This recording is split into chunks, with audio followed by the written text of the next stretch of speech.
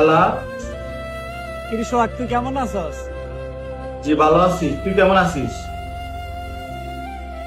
হ্যাঁ ভালো আছি। সোহাগ তুই তো শহরে চাকরি করস, আমার জন্য যদি শহর যে কোনো একটা কাজ জোগাড় করতি। গ্রামের মাঠে এখন অনেক পানি, মাঠে কোনো কাজ নেই। আমার সন্তানটা আজকে 3 বছর যাবত অনেক অসুস্থ, আমি ওর জন্য ঔষধ কিনতে পারি না। আমি সংসারটা নিয়ে খুব কষ্টে আছি।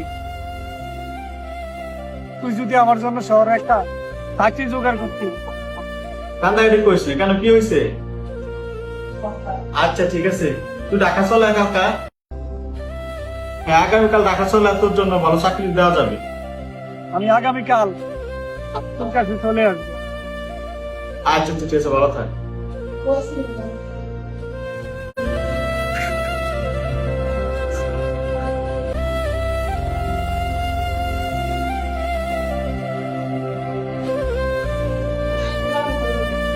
আরে লাঞ্চের টাইম তো হয়ে গেছে, লাঞ্চটা করে আসি।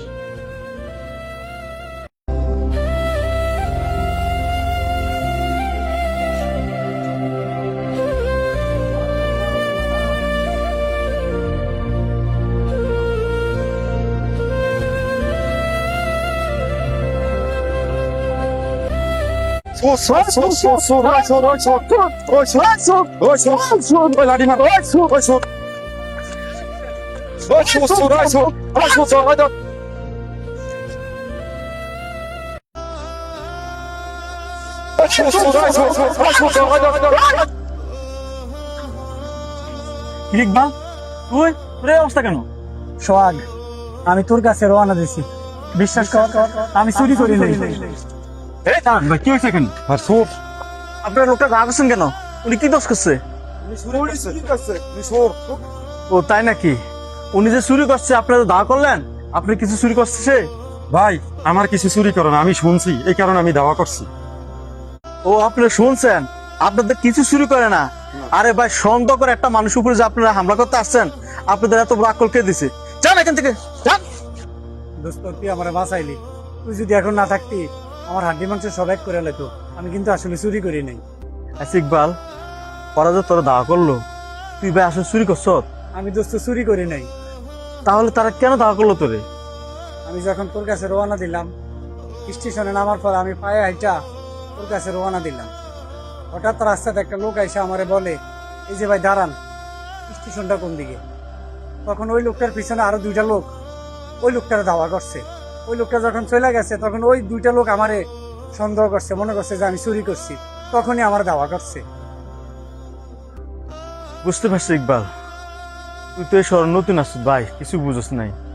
আসলে এই শহর বড় নিষ্ঠুর, এখানে কেউ কারো আপন নয়। তোর যে বিপদ ওরা পালাইছে, তোর সংসার আজ তোর ফ্যামিলির কি উপায় হতো? ইকবাল, এই সমাজে এমন কিছু লোক আছে যারা সন্দেহ করে ভালো মানুষকে পাশে অমানবিক নির্যাতন করে। তাই আজকে সমাজকে আমি বলে দিতে চাই, অনুরোধ করি, সন্দেহ করে একটা নিরীহ মানুষের উপরে কেউ যেন নির্যাতন না চালায়। প্রকৃতির দোষীকে আপনার ধরুন, প্রকৃতির দোষীর বিচার আপনার করুন, আইন কেউ কখনো নিজের হাতে তুলে নেবেন না। ইকবাল, মন খারাপ করিস না, চল আমরা দুজনে বাসায় যাই।